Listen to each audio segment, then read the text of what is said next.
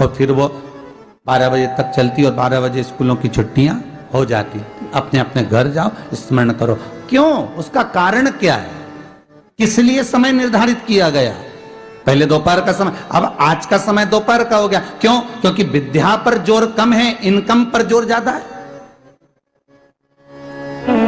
आज कोई एक अखबार में हमने पढ़ा था, आज अखबार जो आया था तो उसमें पढ़ा था कि जिस टीचर के यहाँ जिस कोचिंग पर बच्चा कोचिंग करेगा और अगर बच्चा फेल हो गया तो कोचिंग का जो टीचर होगा उसको पूरा खर्चा वापस देना होगा। आज के अखबार में था, हो हमने पढ़ा था, क्लेम लगेगा उस पर।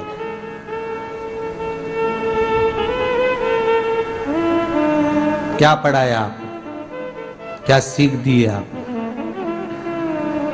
जैसा क्लेम कोचिंग वाले पे लगाया, मैं तो कहता हूं ऐसा क्लेम घर के माँ बाप पे भी लगाना चाहिए। अगर औलाद बिगड़ गई,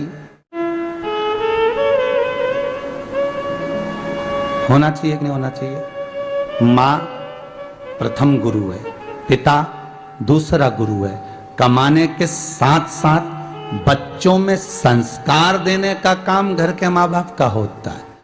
बांस गीला होता है, उसको कितना भी नवालो कर रहे हैं कि हम बोल बोल के थके जा रहे हैं। लक्ष्मी जी दे दे के थकी जा रही है। अच्छा, और ब्रह्मा जी तुम कैसे आए? ब्रह्मा जी बोले मैंने ललाट पर लिखा था कि ये दुख भोगेगा, तकलीफ भोगेगा, कष्ट भोगेगा। इसकी किस्मत में कभी मकान नहीं रहेगा, इसकी किस्मत में कभी जमीन नहीं रहेगी, इसकी किस्मत में संतान नहीं रहेगी, इसकी किस्मत में ऐसा रहेगा। मैंने कितना कितना लिखा था, पर वो लोटा भर के शंकर जी को जल चढ़ाता है और देवाधिदेव महादेव प्रसन्न होकर उनके भाग्य को बदल देते हैं। हम तीनों परेशान हो गए, इसलिए हम अपनी नौकरी छोड़ने के लिए आए। हमें अब यहां सर्विस करना ही नहीं। जब हमारी चले ही नहीं तो हम करके करेंगे क्या?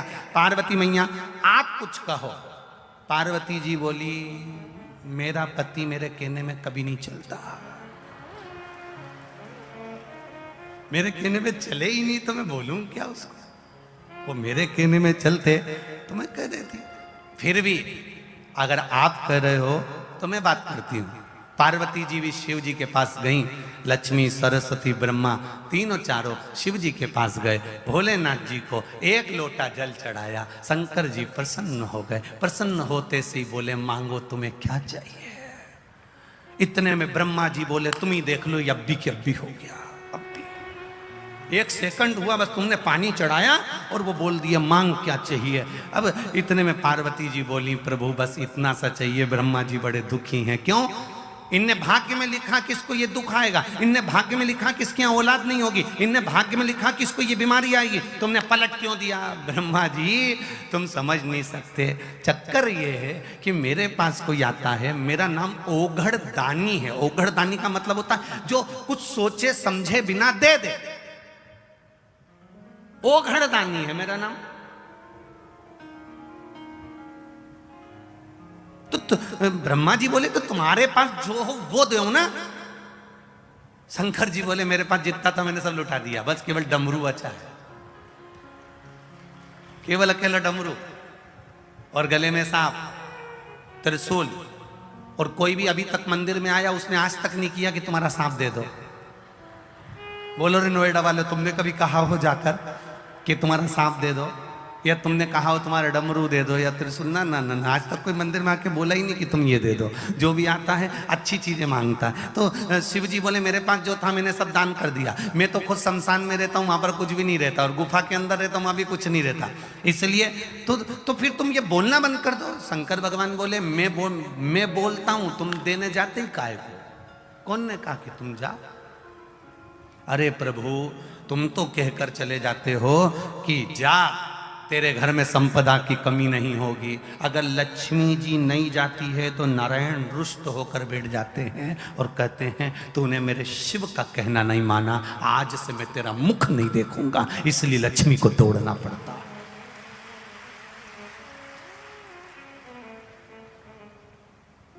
देवता भाग्य बना सकते हैं, देवता तुम्हारा भाग्य लिख सकते हैं, देवता भाग्य का लिखा तुम्हारे सम्मुख में ला सकते हैं। केवल भाग्य को बदल सकता है तो वो देवाधिदेव महादेव बदल सकता है। जो रावण को लंका दे सकता है, बाणासुर को हस्त दे सकता है, भस्मासुर को भस्म करने का आशीर्वाद दे सकता है, और एक चोर को कुबेर बना सकता है, वो कोई साधारण नहीं हो सकता है।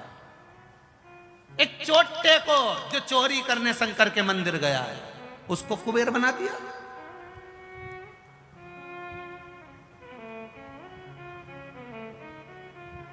तुम एक लोटा जल लेकर शिव जी के मंदिर में जाते हो, विचार करिएगा,